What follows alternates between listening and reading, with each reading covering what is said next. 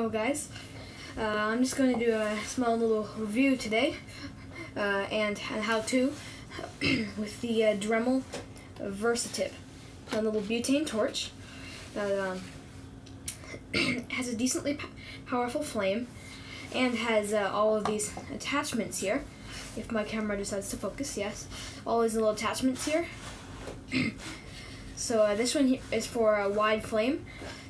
This one here is for directing the hot air around a piece of heat shrink tubing. This one's for soldering, hot cutting knife to cut rope and stuff.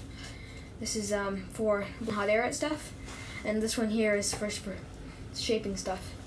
And then in order to use these attachments with the end of the torch here, you're going to require this little object called a catalyst. It basically turns the flame into a stream of hot air. So in order to use this torch, we have to first refill it. So that is done by taking something and pressing in on this valve. I'm just going to use a piece of copper wire here. Press in on the valve and let out all the air or gas in there to when we have no more pressure. And so now we need to take the torch and a butane can. A refined butane is the best to use, but this is what I have right now. I have after I finish this, I'm going to start using the quintuple refined. So what you need to do is hold this can upside down. So you're going to need to hold the torch upside down, and then your can upside down. Then insert this right here and push down until gas starts sputtering out. When gas starts sputtering out, you know it's full.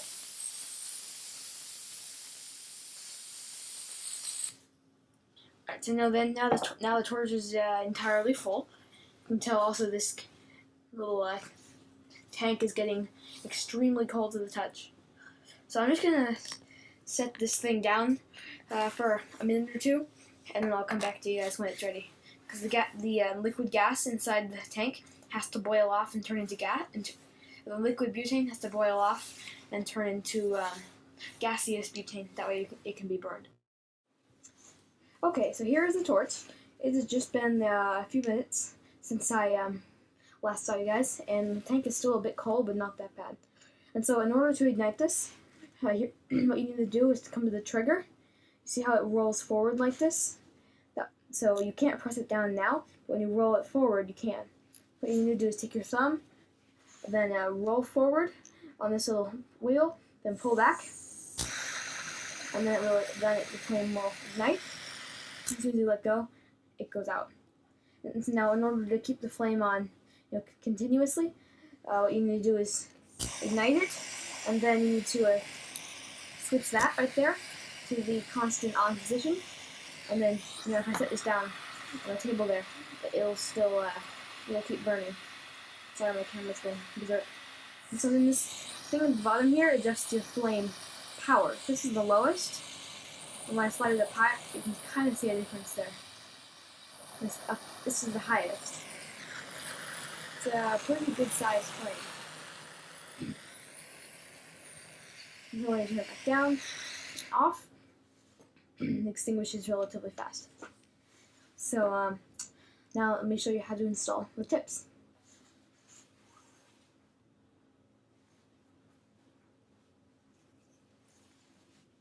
Okay, so the first step is to unscrew the flame guard nut and then pull off the flame guard when it's cool.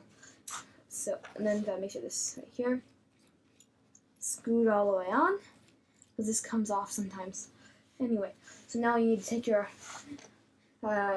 catalyst thing and then drop it into your flame guard, making sure that the side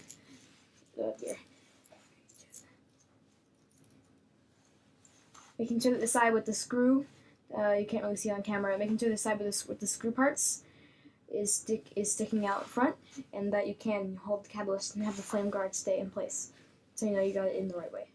Then this basically just goes right over your torch there, and you can screw it on.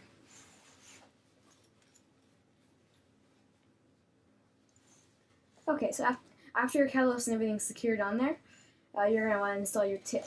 So your tip just screws into the very end of the catalyst here. And now you need to, after you screw it on, that's basically all you need to do.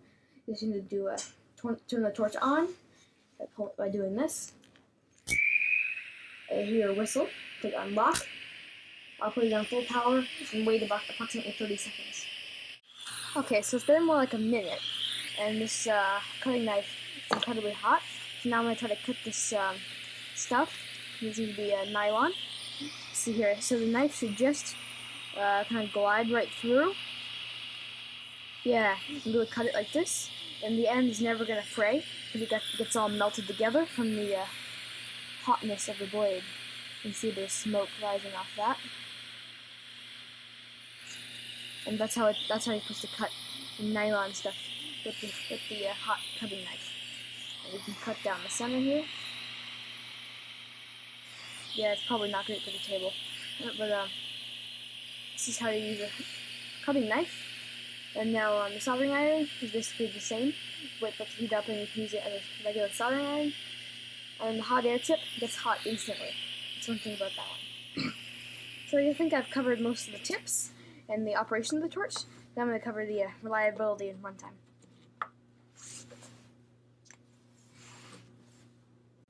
Okay, so one issue I have had with this torch in the past is if you see there, right above the trigger, because this camera is not focusing, so what you should see is a little silver thing, kind of right on the thread there. I don't know why this thing won't focus.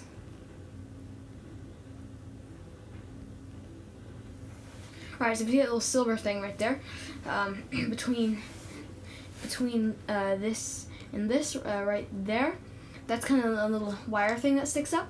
So sometimes that will kind of sink in too far and make it so you have to click this thing a million times to ignite, and that isn't good. So this right here is the positive of the electric condition, and in the center here is the negative. And so when you put the flame guard on, it connects and touches that little wire sticking out, and then connects to the ring on the top. And then the ring on the top has a little thing that sticks out right there, and that little thing arcs over to the center and ignites the flame. So just make sure your connections are all good. If you're having issues, like I did for a long time, I have to click it 500,000 times to be able to actually get a flame. So you have to be careful about that. That was one issue, but that was relatively easy to fix. So now this thing is lit every single time, and besides that issue, I've had it for 7 or 8 months now. So it's been extremely reliable, and it's also fairly economical. It'll burn for about half an hour continuously on the high setting, and maybe an hour or slightly more than an hour on the lowest setting. So it does definitely burn for a long time, and you could fill it, I'll just say 5 times off one of these butane cans. This costs $5 at Home Depot, but at a local smoke shop they sell 5-time refined butane. We'll just go get that. Yeah, so they sell this stuff here for $4. So I'm gonna buy this from now on. I just had this here for a little while. So that's one word about butane. If you only use a torch a little bit, then this will be fine. Just that it has slightly more impurities than this one does. And so if you use this here, your torch will never clog up. Or I mean, it will. In like 10 years, it'll clog up more frequently with this. So that is one thing to be considered. Now this thing cost me about $30 on Amazon Prime now. They don't have it on there anymore, at least not for my area. So I think it's a really great value as a starter butane torch, because the flame is very powerful and small. You can set it a good flame adjustment. It seems to be very reliable. Also seems to work decently at 7,000 feet. It's altitude. It's less hot, but it still definitely does work. So in conclusion, I think this thing is definitely worth it if you're looking for a very reliable butane torch that will last a while, and that would be worth it. And one thing I forgot to mention is it does come with this, a little cap for it.